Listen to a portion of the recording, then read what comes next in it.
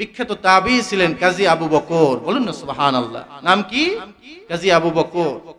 এখন তো বর্তমান সময় খাবারের কোনো অভাব নাই, সম্পদের অভাব নাই। আগের জমানায় মানুষ না খেয়ে থাকতো। এইভাবে বিভিন্ন সময় সম্পদের ক্রাইসিস দেখা দিত, বিভিন্ন সময় দুর্ভিক্ষ দেখা দিত।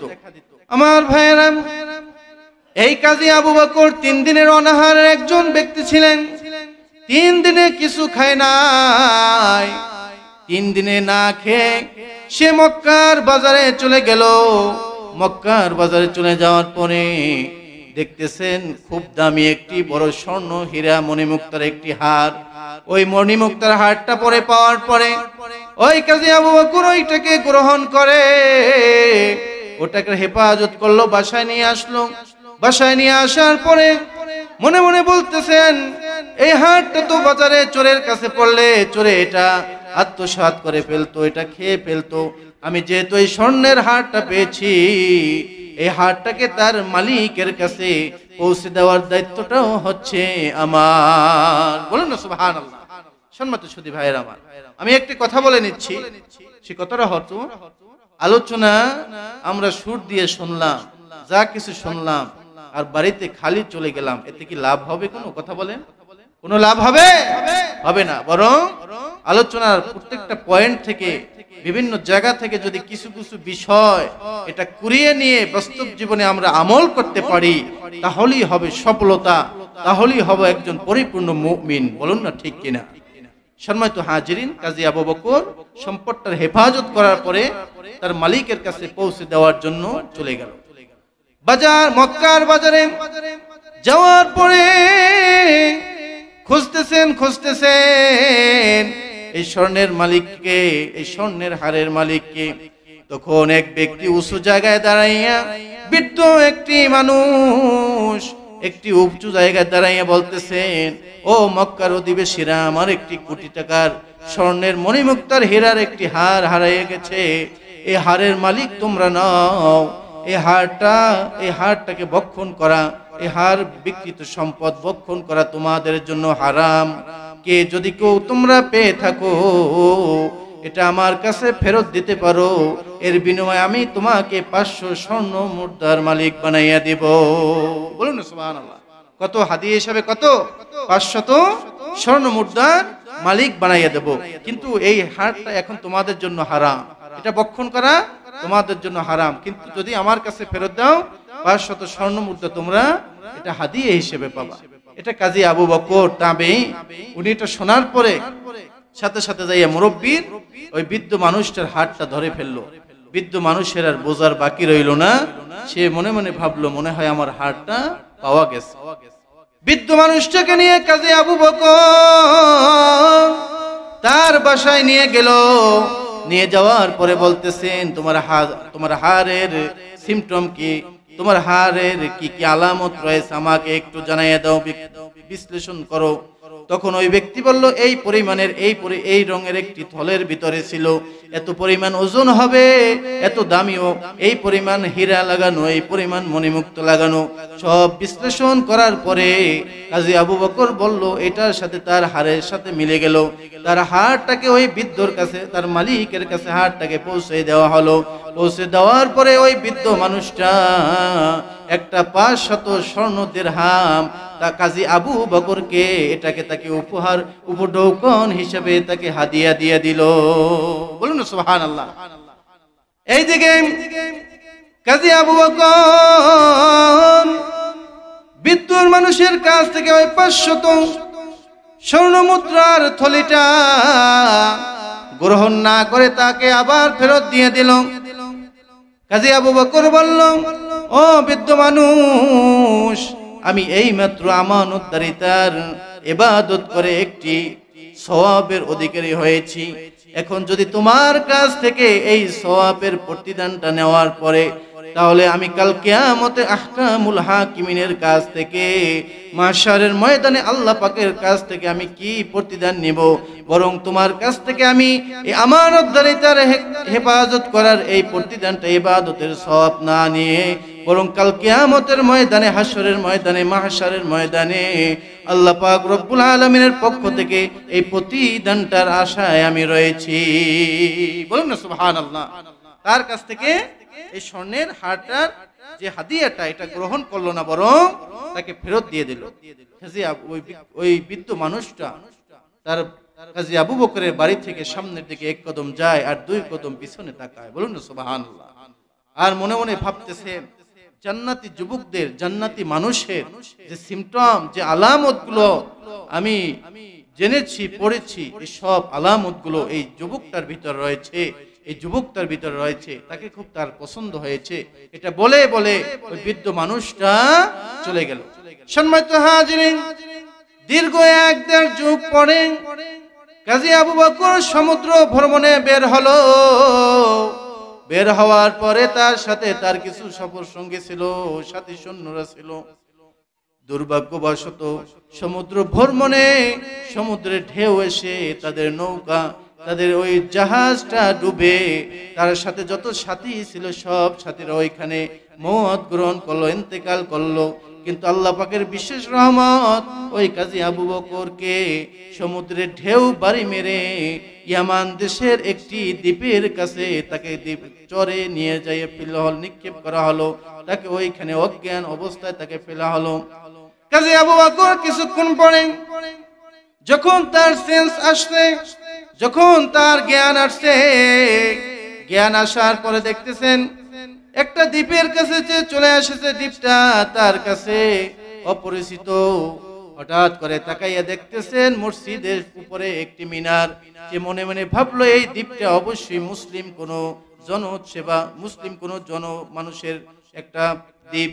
এটা মনে মনে ভাবার পরে বিখ্যাত তাবী কাজী আবু বকর ওই মসজিদের কাছে চলে গেল। যাওয়ার পরে সে শুকরিয়াতা স্বরূপ উযু করে সুন্দরভাবে 2 রাকাত নামাজ আদায় করলো। নামাজ আদায় করার পরে তার সমুদর কণ্ঠে সে পবিত্র কুরআনুল কারীম তেলাওয়াত করা শুরু করলো। কি করলো? কুরআনুল কারীম তেলাওয়াত করা শুরু করলো। এই কুরআনুল কারীম তেলাওয়াত শুনে ওই দ্বীপের যে মুসলমানরা রয়েছে, ওই মুসলমানরা ওই কাজী আবু বকরের কাছে আসলো। আসার তার চতুর্পাশে বসে বসে ওই সুন্দর কণ্ঠে ওই কুরআনুল কারীম তেলাওয়াত শুনতেছে। যখন কাজী আবু বকর ওই কুরআনুল কারীম শেষ করলো, শেষ করার পরে দেখতেছে অনেক মানুষ মুসলমান বলতেছে, ওই মুসলমানরা কাজী আবু বকরের হাতটা ধরে বললেন, বাবা আপনাকে তো অপরিচিত মনে হয়, আপনাকে তো আর কখনো দেখি নাই, আপনি কোথা থেকে এসেছেন, আপনার বাড়ি কোথায়, আমাদেরকে একটি পরিচয়টা দিয়ে দেন, পরিচয়টা একটু বলুন। তারপরে বলেন, আমি কাজী আবু বকর, আমি তাবী আবু বকর, আমি মক্কার অধিবাসী। এইভাবে সমুদ্র ভ্রমণে এসেছিলাম, কিন্তু দুর্ভাগ্যবশত নৌকা ডুবে আমার সাথীরা সবাই মারা গেল। আল্লাহ পাক আমাকে হায়াতে জীবিত রেখেছেন, এই জন্য আমি এখানে চলে এসেছি। আমাকে একটু মক্কার পথটা দেখাইয়া দাও, আমি মক্কায় চলে যাব। ওই মুসলমানরা বলল, আল্লাহ রাব্বুল আলামিন আপনাকে এইখানে সমুদ্রে আপনার ভ্রমণ থেকে আপনার সাথীরা মারা গেল, আপনি এমনি এমনি এখানে এই দ্বীপে ভেসে আসেন নাই, বরং আল্লাহ রাব্বুল আলামিন আপনাকে আমাদের শিক্ষক হিসেবে এই দ্বীপে আল্লাহ পাক আপনাকে পাঠিয়েছেন। বলুন না সুবহানাল্লাহ। আপনাকে শিক্ষক হিসেবে পাঠিয়েছেন। আমাদের ইমাম সাহেব এই অল্প কিছুদিন আগে এই দ্বীপের আমাদের শিক্ষক ছিলেন ইমাম। তিনি আমাদেরকে নামাজ পড়াতো, কোরআন সুন্নাহ থেকে আলোচনা শোনাতো, দিক নির্দেশনামূলক। সেই ইমাম সাহেব হুজুর অল্প কয়েকদিন আগে ইন্তেকাল করেছেন। বলুন না সুবহানাল্লাহ। এখন আল্লাহ পাক আপনাকেই মনে হয় আমাদের জন্য পাঠিয়েছেন। আপনাকে আমরা যেতে দেব না, আমাদের জীবনের বিনিময় হলো আপনাকে এখানে আমাদের শিক্ষক হিসাবে রেখে দেব। বলুন না সুবহানাল্লাহ। সম্মানিত হাজিরিন, কাজী আবু বকর মনে মনে ইচ্ছা পোষণ করলো, এই মুসলমানরা যেভাবে আবদার করতেছে, এখন তো আর তাদের কাছে থাকা লাগে। কারণ প্রত্যেকটা সেক্টরে যেখানে অন্ধকার, যেখানে ইসলামের ছায়া যায় নাই, যেখানে ইসলামের বাণী যায় নাই, ওইখানে প্রত্যেক মুসলমানের একটি নিজ নিজ কর্তব্য আছে। ওই জায়গায় যাইয়া কোরআন সুন্নাহর বাণী পৌঁছে দেওয়া, মানুষদেরকে কোরআন সুন্নাহর সুশীতল ছায়ার নিচে তাদেরকে আহ্বান করা। বলুন না সুবহানাল্লাহ। এজন্য কাজী আবু বকর মনে মনে আশা করলো আমি এইখানে থেকে যাই, তারপরে থাকলো।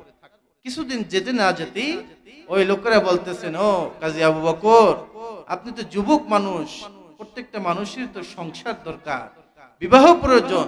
আমাদের দ্বীপের ইমাম সাহেব হুজুরের যে ইন্তেকাল করেছে তার সুন্দর মুমিনা সলেহা আবেদা সর্বদিক থেকে একদম পরহেজগার মুত্তাকি একটা কন্যা আছে, যে কন্যাটা আপনার যোগ্য, আপনার সাথে আমাদের আশা ওই কন্যাটার বিবাহ দিতে চায়। বলুন না সুবহানাল্লাহ। কাজী আবু বকর মনে মনে ভাবলো যেহেতু থাকতেই হবে সেহেতু বিয়া করেই ফেলি, সংসার হোক, দরকার আছে কিনা। বিবাহ হয়ে গেল। যখন কাজী আবু বকর বাসর ঘরে চলে গেল, বাসর ঘরে যাওয়ার পরে তার মাহবুবা স্ত্রীর দিকে তাকালো, তাকানোর পরে দেখতেছেন তার স্ত্রীর গলায় সুন্দর একটি হার। বলুন না সুবহানাল্লাহ। আমার ভাইয়েরা, কাজী আবু বকর তার স্ত্রীর গলার দিকে কিছুক্ষণ পর্যন্ত এক ধ্যানে তাকাইয়া রইল। এক ধ্যানে তাকানোর পরে এই দিকে তার স্ত্রী মনে মনে ভাবলো, লোকেরা বলছে যে হুজুর আমার যে স্বামী হয়েছে কাজী আবু বকর খুব মুত্তাকি, খুব পরহেজগার, এখন তো দেখতেছি তার তো আমার এই কোটি টাকার সম্পদের এই হারের প্রতি তার নজর রয়েছে, তার মোহ রয়েছে, এই কারণেই মনে হয় ধ্যান দিয়ে আমার হারের দিকে তাকাইয়া আছে। বলুন না সুবহানাল্লাহ। এই দিকে কাজী আবু বকর মনে মনে ভাবলো, হায় হায় আমার স্ত্রী তো আমাকে সন্দেহ করে ফেললো, আমার সে তার মনে হয় সন্দেহ করলো আমার তার হারের দিকে, তার হারের প্রতি মোহ রয়েছে, এই হারের সম্পদের প্রতি মোহ রয়েছে। তখন আবু বকর বলল, হ্যাঁ আমার প্রিয়তমা স্ত্রী, তুমি মনে মনে যেটা ভাবছো সেটা সঠিক নয়। আমি তোমার গলার দিকে, গলার এই হারটির দিকে এই কারণে তাকিয়েছি যে এই হারটা আমি কাজী আবু বকরের খুব পরিচিত লাগতেছে, এই হারটা আমার খুব পরিচিত লাগতেছে। অনেক বছর আগে 3 দিনের অনাহারে ওই দুর্ভিক্ষের সময় 3 দিনে না খেয়ে মক্কার বাজারে আমি এই রকমের একটি হার পেয়েছিলাম।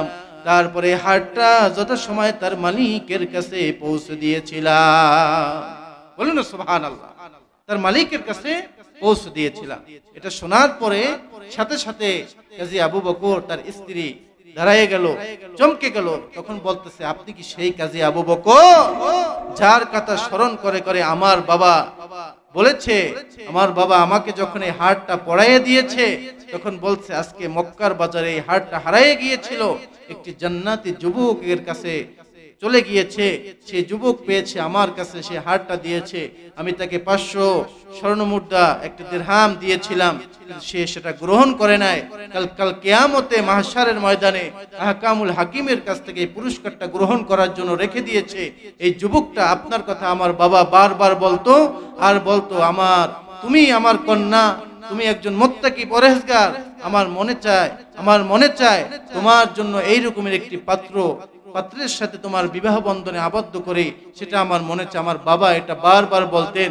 আল্লাহ পাক রব্বুল আলামিন আমার বাবার দোয়া আর আপনার আমানতদারিতা এটা কবুল করে আল্লাহ পাক এই দুনিয়াতেই আমানতদারিতার পুরস্কারটা দিয়েছেন। বলুন না সুবহানাল্লাহ।